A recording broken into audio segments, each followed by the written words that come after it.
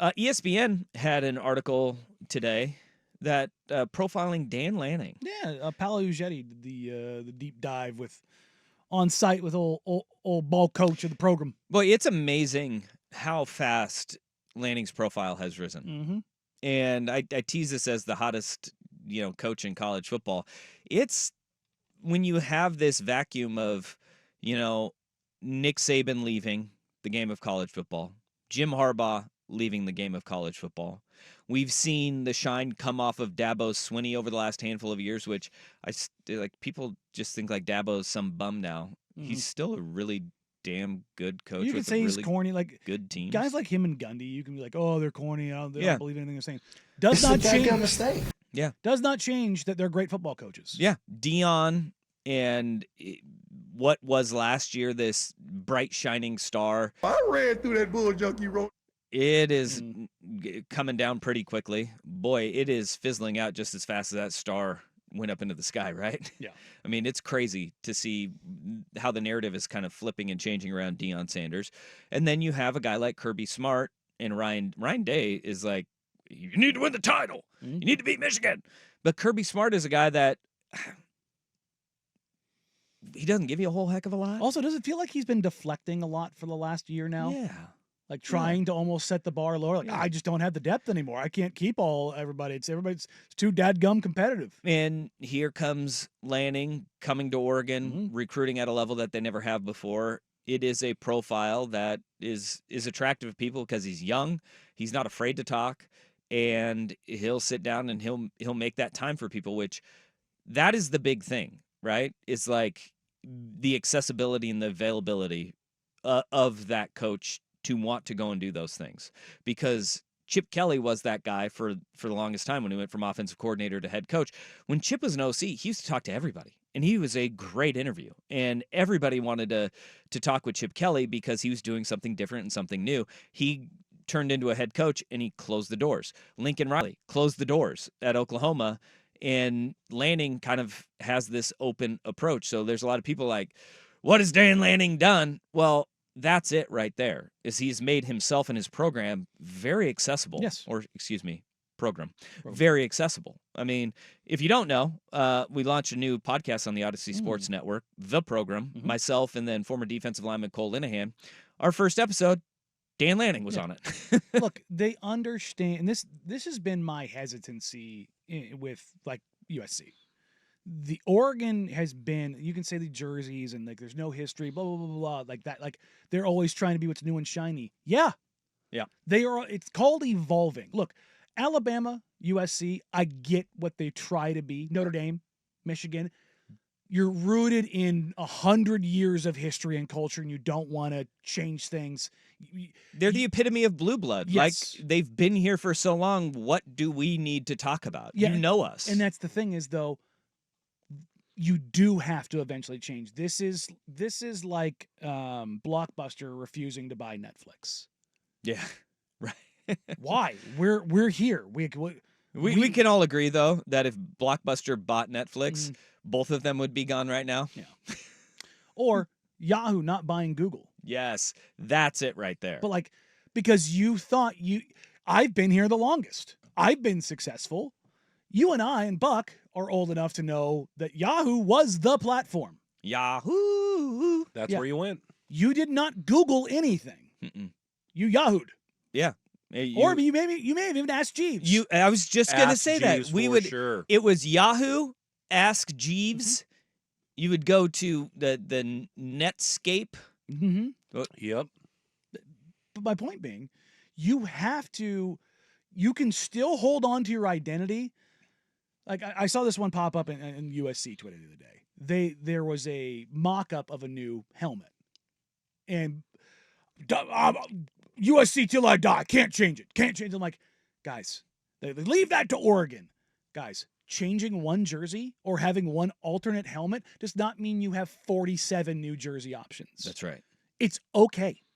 It's okay to change. There was an issue 3 years ago when they changed the collar on the USC jerseys and people got mad. And it's like, guys, it's okay. In Oregon, they've had some minor missteps, but other than that, damn near A+ marketing all the way through, whether it's the new Generation O. no, the That team out west. Yeah. Doing that, whether it was making the decision, and Lanning had to sign off on this, letting those films out from the Colorado game. Oh, absolutely.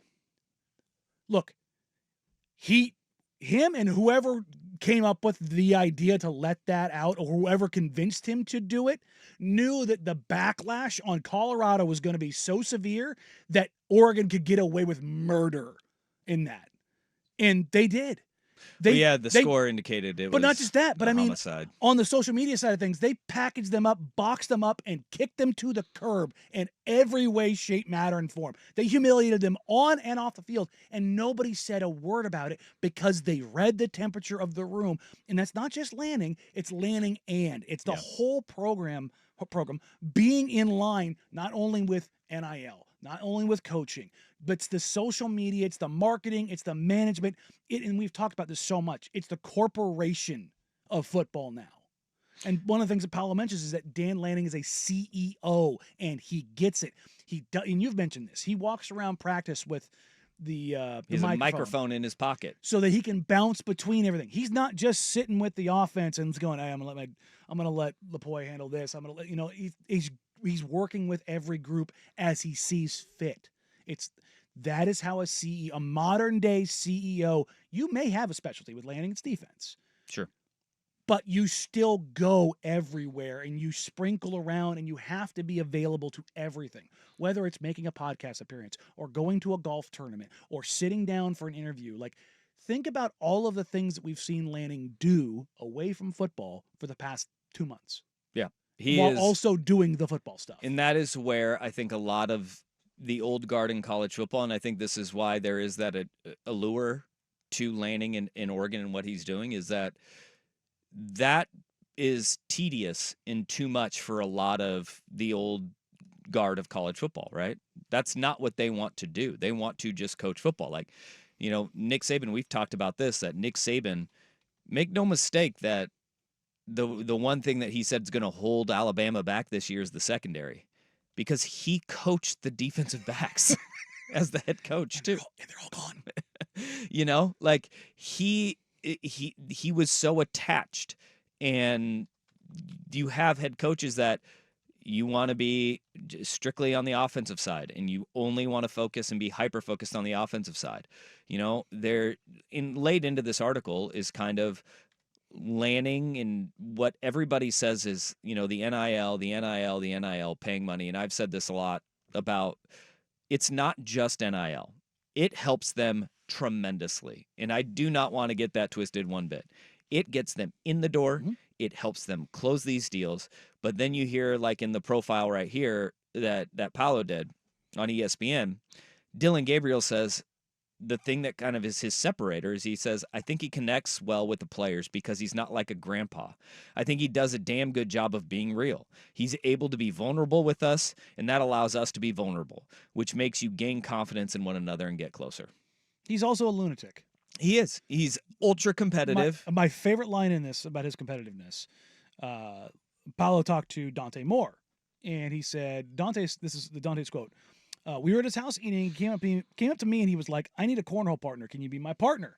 I was like, nah, I don't know, coach. I don't know if I'm that good. He looked at me and he was like, nah, I don't want you to be on my team then.